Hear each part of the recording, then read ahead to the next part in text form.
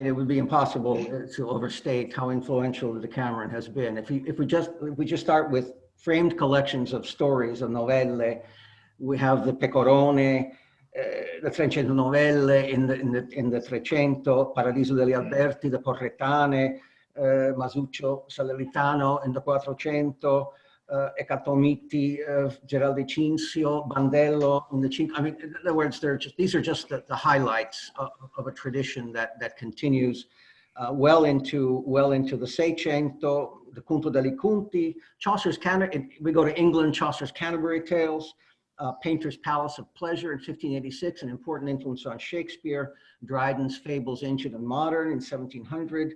In France, Marguerite de Navarre, Decameron, La Fontaine's Fable, all over Europe. And these are just the highlights of an incredibly rich, and that's just in narrative, because Renaissance and Baroque drama in Italy and England, to a slightly lesser extent in France and Spain, would be vastly different and much poorer without the novella tradition that Boccaccio sets in motion. And that, of course, includes, as I said, Shakespeare, who a number of whose plots derive ultimately from Boccaccio stories, though not immediately. And also the chivalric romance. I mean, chivalric romances are filled with insertions, novelle-like insertions, Boiardo, Ariosto Tasso, and others that are either directly or indirectly derived from Boccaccio. You might think in England down to the Romantic period, Keats's celebrated version of Isabella and the Pot of Basil. Poe's, in this country, Edgar Allan Poe's The Masque of the Red Death, one of these plague stories that's recently been acquired new popularity.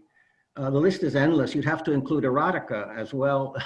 You know, until the 20th century, in the Anglo-American world, if you wanted a copy of Boccaccio, you ordered it, and it came to you in a brown paper wrapper. So because people, you know, it was considered a work of illicit fiction.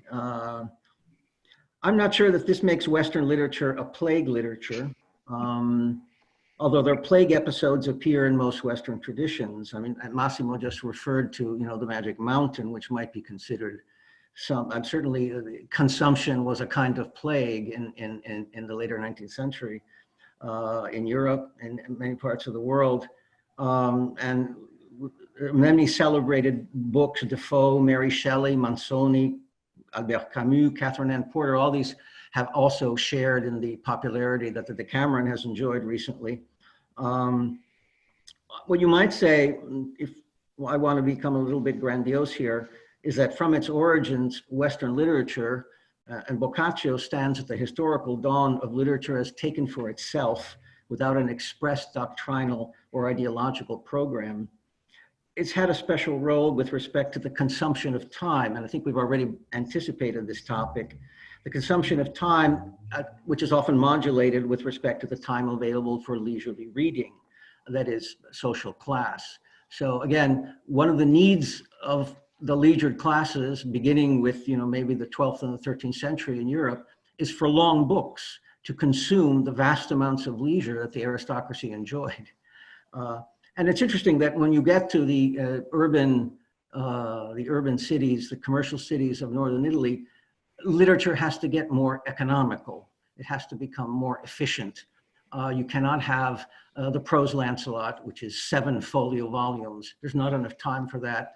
So you have Dante's comedy, which is incredibly efficient, 14,000 lines, and it covers the universe and the afterlife as well. So, I mean, there's an interesting story to follow there. You might say that plague is an artificial interval that demands the consumption of surplus time. There might be a relation between plague narrative and prison narrative on this basis, with respect again to confinement, enforced discipline, risk of sudden death. Anyway, those are my speculations on your interesting question.